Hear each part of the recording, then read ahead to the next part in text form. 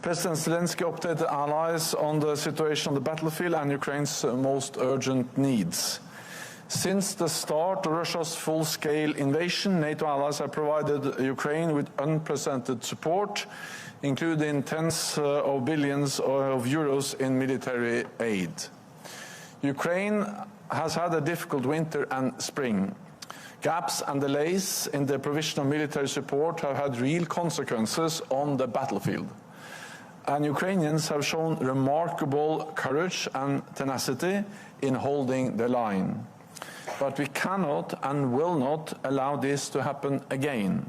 At this summit, we are turning a corner and putting in place the foundations for Ukraine to prevail. Allies have agreed to launch NATO security assistance and training for Ukraine, with a command in Germany, logistic hubs in the eastern part of the alliance, and around 700 personnel.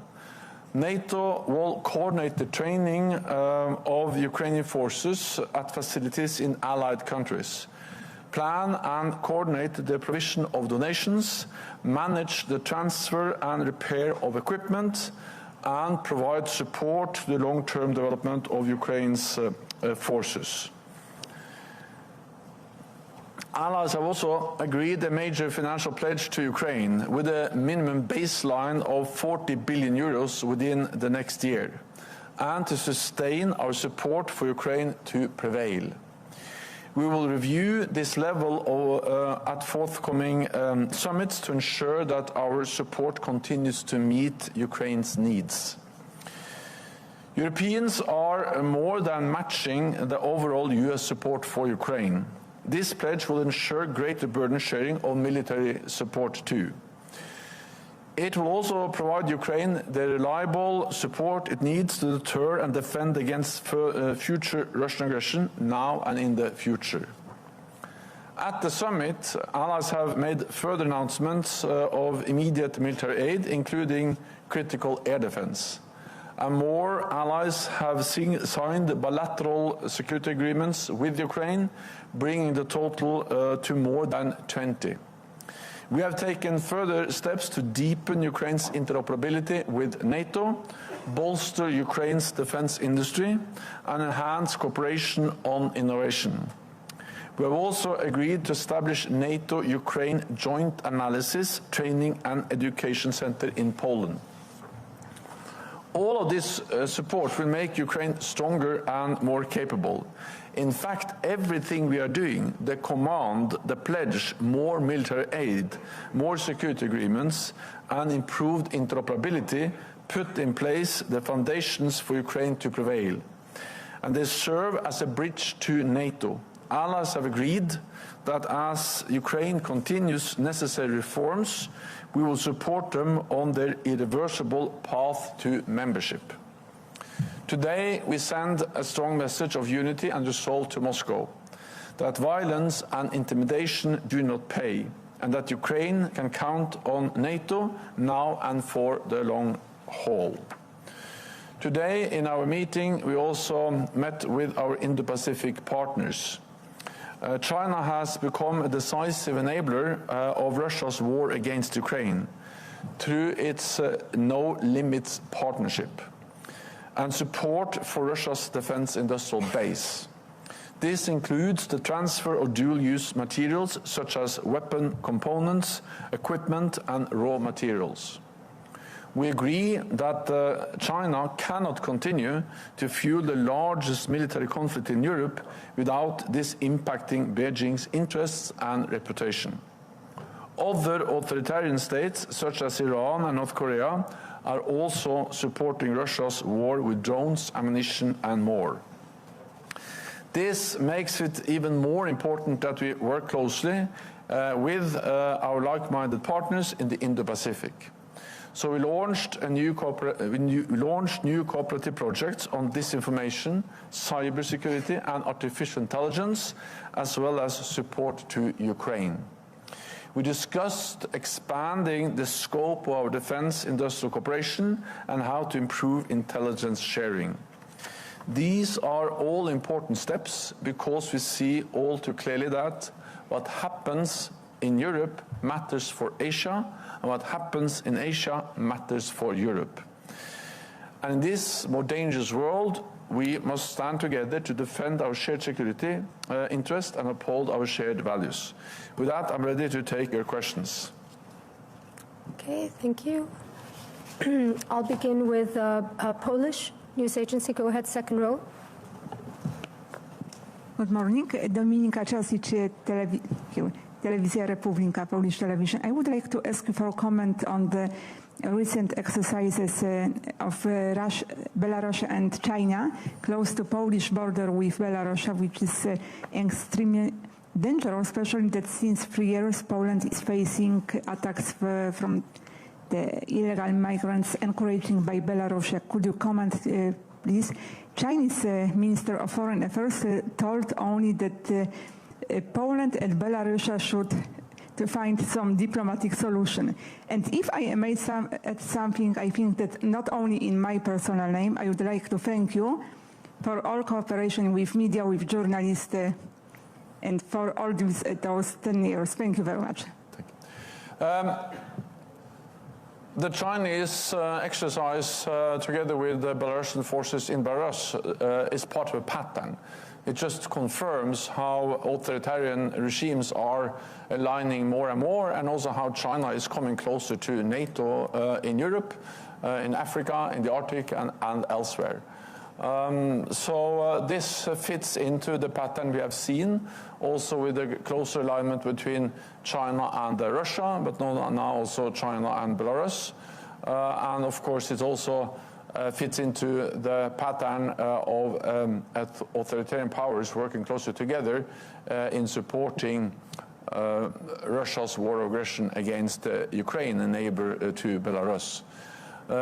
We need to remember what kind of regimes we are speaking about. We are speaking about authoritarian regimes. China is oppressing its own people, cracking down on democratic voices, crushed actually democratic voices in Hong Kong, more assertive behavior in the South China Sea, threatening neighbors, threatening Taiwan, and China is conducting a huge military build-up with no transparency and investing heavily in new modern missiles, nuclear weapons.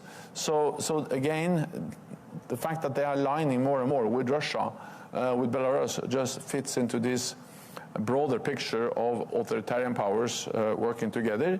And of course that makes it even more important that we then work together with our partners also in the Indo-Pacific.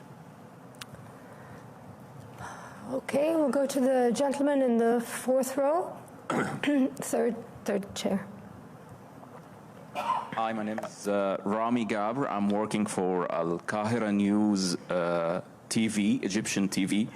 Actually, my question is, according to a congressional law issued last December in the United States, the United States is committed to continue its cooperation with NATO.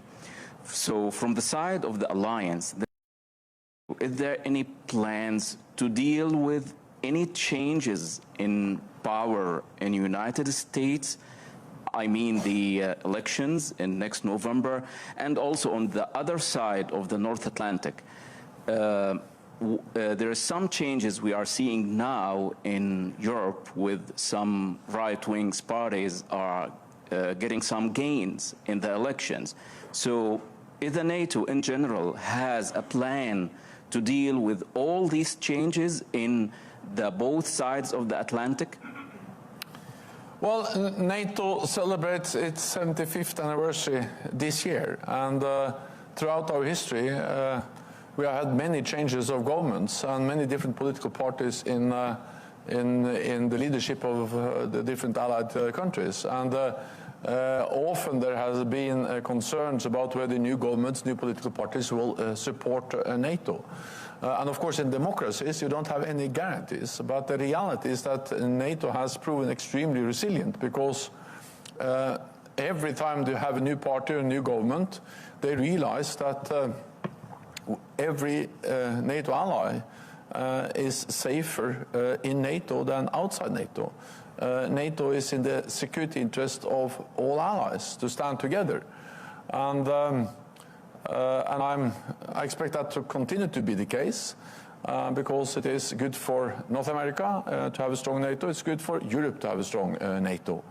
And when it comes to the United States, I would just say that I expect that the United States will remain a strong and loyal NATO ally, partly because it is in the security interest of the United States. There are concerns in the United States about the rise, the economic strength, the military power that China represents. And of course, the United States is big, 25% of the world's GDP, the world economy. But together with NATO allies, we represent 50%, twice as much, and 50% of the military might. So the reality is that NATO makes also the United States stronger and safer.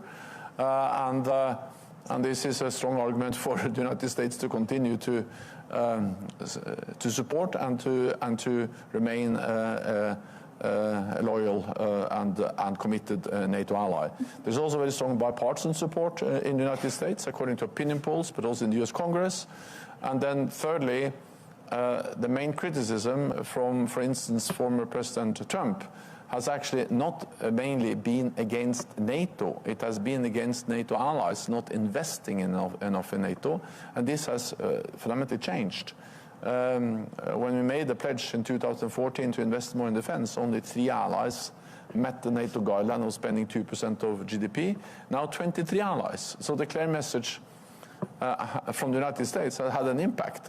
European allies and Canada are really stepping up, and 23 allies will meet the 2% guideline this year. Many will actually spend significantly more. Today, Canada, Prime Minister Trudeau announced that also Canada will now put in place a plan to be at 2% within a few years. So that means that all those allies who are not yet at 2%, they have a plan in place to be at 2%. So I welcome both the fact that so many allies have reached the 2%, but also that those allies who are not yet at 2%, including Canada, now have a clear plan in place. So for all these reasons, I expect the United States, as all the allies, to remain committed to NATO, because it is in our interest to be together. Okay, we'll go to Yonhap. This is the last question, I'm afraid. Thank you so much. This is Jun Hyung-jo from Yonhap News Agency, ROK. Secretary General, you mentioned about cooperation between NATO and Indo-Pacific partners. I want to ask you that what kind of role does NATO specifically want ROK to play in terms of helping Ukraine's self-defense right now? And if NATO wants ROK to give military aid to Ukraine, what kind of military aid does NATO want from ROK? And have you talked with ROK sides about these issues during this summit? Thank you very much. I welcome all support to Ukraine, humanitarian, economic, military support, but it is for each and every country and each and every partner of NATO to decide exactly what kind of support they deem the right thing to provide to Ukraine. I had today a very good meeting with the President of the Republic of Korea, President Yoon. This is the 3rd time he participates in a NATO summit. I think that reflects that NATO and the Republic of Korea, we are really stepping up our cooperation. And South Korea, the Republic of Korea, is a highly valued NATO partner. And we are addressing how we can do more together, both deepen our political dialogue, but also strengthen our practical cooperation. We have agreed an individual tailored partnership program addressing different areas where we can work together. And of course, in the meeting with the President today, we also agreed and addressed the fact that what happens in Ukraine today demonstrates how interlinked European security is with the security in the Indo-Pacific. Because we all know that Russia's illegal war against Ukraine is supported by China, by by Iran, but not least by North Korea. And North Korea has delivered huge amounts of ammunition, continues to deliver ammunition and military support to Russia's illegal war. And of course, this is not something North Korea is doing for free. We are very concerned about the potential support that Russia may deliver to North Korea's nuclear missile programs, which are not only a threat to the Korean Peninsula, to the Republic of Korea, but to regional and global stability. So it demonstrates that security is not regional anymore, security is truly global, and North Korea's support to Russia's war in Ukraine and the consequences this will have is one example of that. So for all these reasons, we really welcome the deepened partnership between NATO and the Republic of Korea. I appreciate that I had one more possibility now today to meet with the President, and we agreed to step up further the cooperation between NATO and South Korea. Thank you, Secretary.